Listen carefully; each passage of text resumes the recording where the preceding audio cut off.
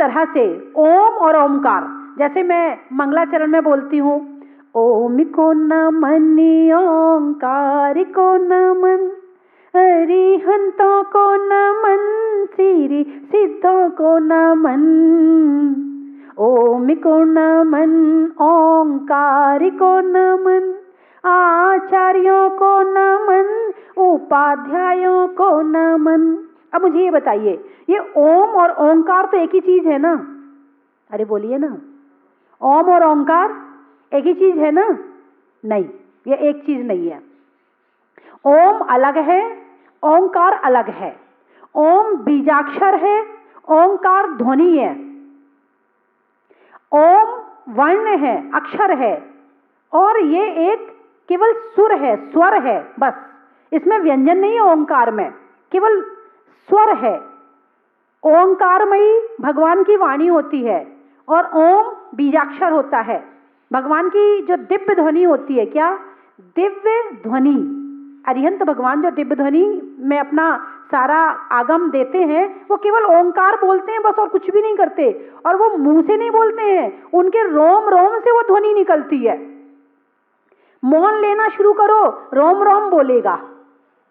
मौन लेना शुरू करो, रोम रोम बोलेगा। ओंकार ध्वनि भगवान के रोम रोम से निकलती है। वो कैसी होती है? ओ,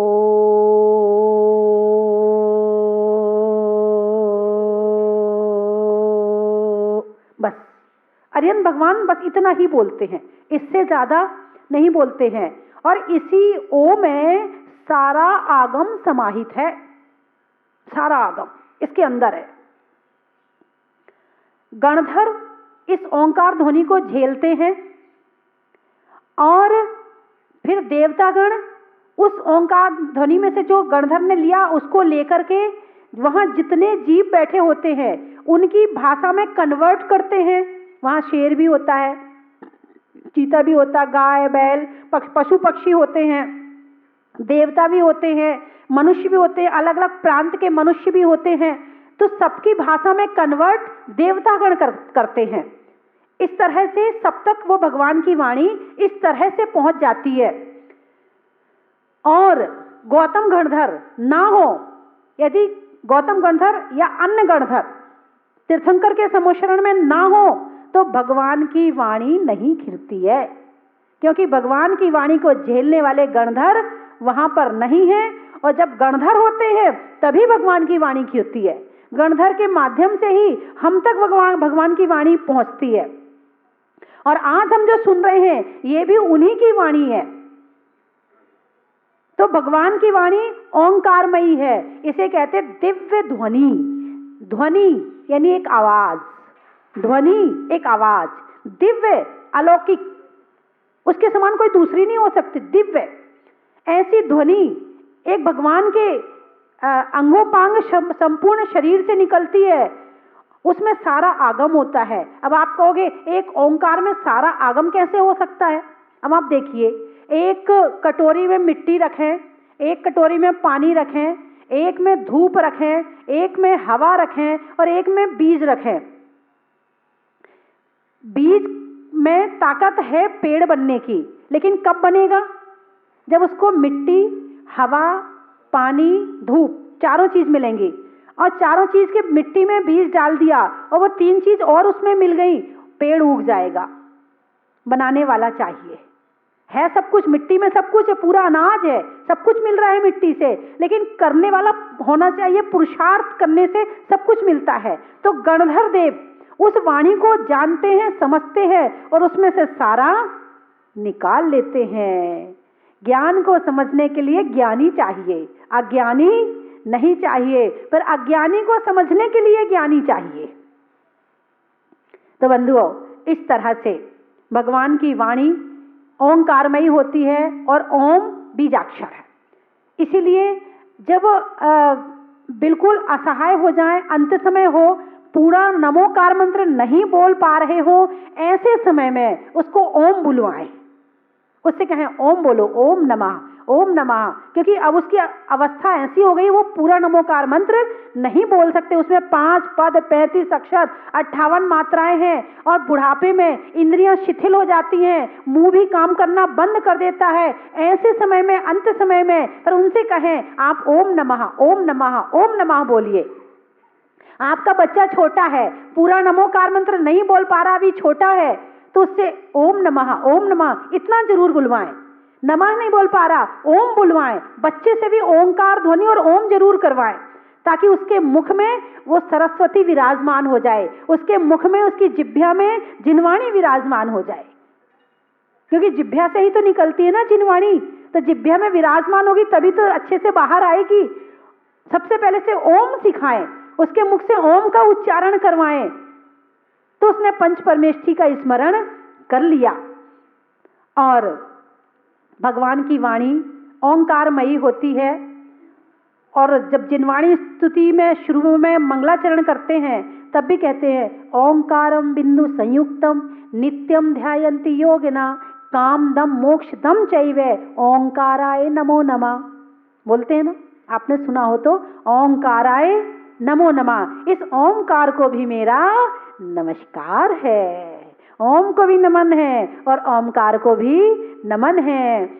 ओंकार का ध्यान करते ही प्रभु का ध्यान आ जाएगा और ओम का ध्यान करते ही पंच परमेष्ठी का ध्यान आ जाएगा।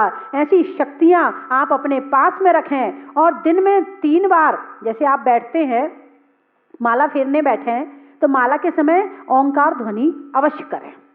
ओंकार ध्वनि यदि करते हैं तो इससे हमारे शरीर में वाइब्रेशन होती है, गले में, मस्तिष्क में, पेट में, नाभि में, और जो हमारे अंदर की शक्तियां सोई हुई होती हैं वो शक्तियां भी ओंकार ध्वनि करने से जागृत हो जाती हैं।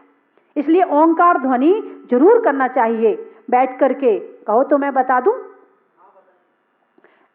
कमर सीधी करके दोनों हाथ सावधानी से रख के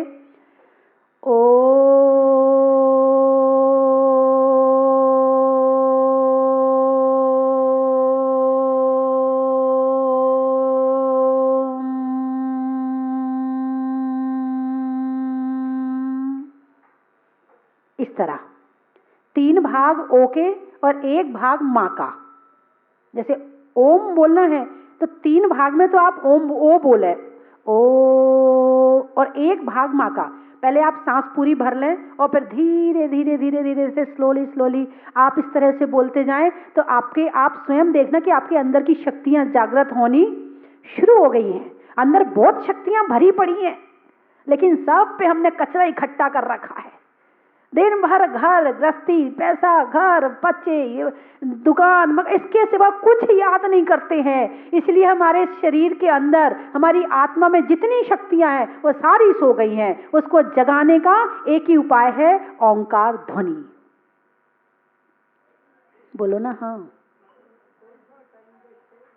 सुबह नहा धो के अपने बैठ जाएं एकांत स्थान में, 3 बार, 5 बार, 21 बार, 11 बार, जितना कर सकते हैं उतना करें, तो निश्चित ही आप स्वयं महसूस करेंगे अपने अंदर परिवर्तन। बोलिए 24वें भगवान की। धर्म स्नेही बंधुओं,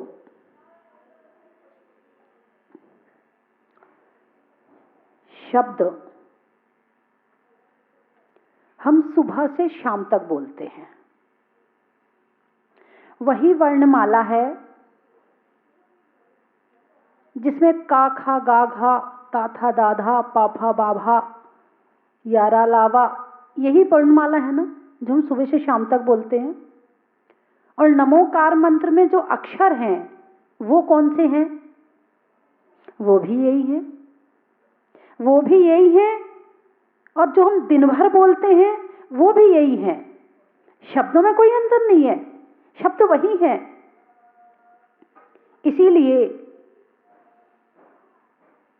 शास्त्रों में लिखा है, आचार्यों ने कहा है कि भोजन करते हुए मौन रहना चाहिए, क्योंकि जो अक्षर आप भोजन करते समय बोलेंगे वो जिनवाणी के अक्षर हैं, उनसे जिनवाणी लिखी गई है और जूठे मुंह जिनवाणी नहीं पढ़ते हैं। इसलिए भोजन करते हुए भोजन मौन से करना चाहिए। इसकी चर्चा फिर करूंगी। तो जो शब्द वही हैं, मंत्र से अतिशय हो जाते हैं, चमत्कार हो जाते हैं, और हम दिन भर बातें करते हैं, उससे हमारी एनर्जी वेस्ट हो जाती है, एनर्जी आती नहीं है। नमोकार मंत्र पढ़ने से शक्ति मिलती है, अंदर की शक्तियां जागृत होती हैं, और दिन भर बात करने से कहीं कोई शक्ति प्राप्त नहीं होती है। कारण क्या है? पंडित नेमीचंद जी की, इंदौर वालों की एक किताब मैंने पढ़ी थी, नमोकार मंत्र, बहुत सुंदर। उसमें बहुत सारे इसके रहस्य खोले गए थे, बहुत सारी नई चीजें पढ़ने को उसमें मिली। हर शब्द का अपना अलग देवता होता है। जैसे आ शब्द है, उसका देवता अलग है, का शब्द है, उसका देवता अलग है, खा शब्द है, ना शब्द है, सबके देवता अलग अलग हैं, इनके भी देवता होते हैं। और शब्द ठंडे भी होते हैं, गर्म भी होते हैं। भैया जी, जैसे पुद्गल में जितने गुण होते हैं उतने सारे गुण शब्दों में होते हैं। ठंडा, गरम, कड़वा, चरपरा, कसायला, सारे। आप कहते हैं ना वो बड़ा कड़वा बोलता है, कहते कि नहीं कहते, वो बड़ा कड़वा बोलता है। अरे उसने ऐसा काम किया कि हमारा मन खट्टा कर दिया। कहते हो कि नहीं कहते? शब्द ही तो बोले उसने, फिर आपका मन खट्टा कैसे हो गया? उसने नींबू का काम कैसे कर दिया? आपका मन रूपी दूध कैसे फट गया? उसका नींबू और तुम्हारा मन रूपी दूध, उसने नींबू डाला और आपका मन फट गया। क्या कहते हो? मन फट गया। तो मन में कहीं फटने की ताकत है क्या? लेकिन ये शब्द पुद्गल है, इसलिए जितनी चीजें पुद्गल में प्रयोग हो सकती हैं या पुद्गल की होती हैं, वो सारी चीजें इसमें होती हैं। अरे वो बड़ा तीखा बोलता है, बहुत तीखा बोलता है, कहते हो ना है? अरे वो बड़ा मीठा बोलता है। ये मीठा, खट्टा, कड़वा, कसायला कहाँ से आया? ये सब पुद्गल के गुण हैं, और वही शब्द इसके अंदर भी हैं। तो जैसे पुद्गल ठंडा, गरम, कड़ा, नरम, हल्का, भारी, रूखा, चिकना सब होता है। जैसे भैया जी की आवाज है, बड़ी हल्की है। कैसी है? आपने कभी जाना नहीं होगा कि आवाज भी हल्की भी होती है, भारी भी होती है, आवाज नरम भी होती है और कठोर भी होती है, आवाज रूखी भी होती है, चिकनी भी होती है। महसूस किया कि नहीं किया? नहीं किया हो तो कर लेना। अरे वो बड़ा रूखा बोलता है, कहते हो ना, बड़ा रूखा बोलता है। इसका मतलब पुद्गल का गुण उसमें आ गया। तो जितनी चीजें पुद्गल में हैं वो सारी चीजें शब्दों में हैं। तो वो सारी चीजें जब इकट्ठी होती हैं तो इसको जानने पहचानने वाला चाहिए। हम शब्दों का प्रयोग सो के उठ के रात तक करते हैं, और यहाँ तक कि शब्दों का प्रयोग हम सारे रात जब सपने देखते हैं तो सपनों में भी शब्दों का प्रयोग करते हैं, मगर शब्दों को समझते नहीं हैं। किसी के शब्द सुनकर मन हल्का हो जाता है और किसी के शब्द सुनकर मन भारी हो जाता है। किसी के शब्द सुनकर मन कड़वा हो जाता है और किसी के शब्द सुनकर मन खट्टा हो जाता है, मीठा भी हो जाता है।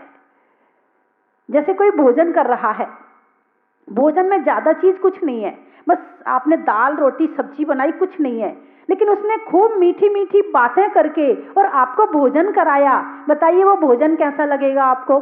रस आएगा? नहीं आएगा।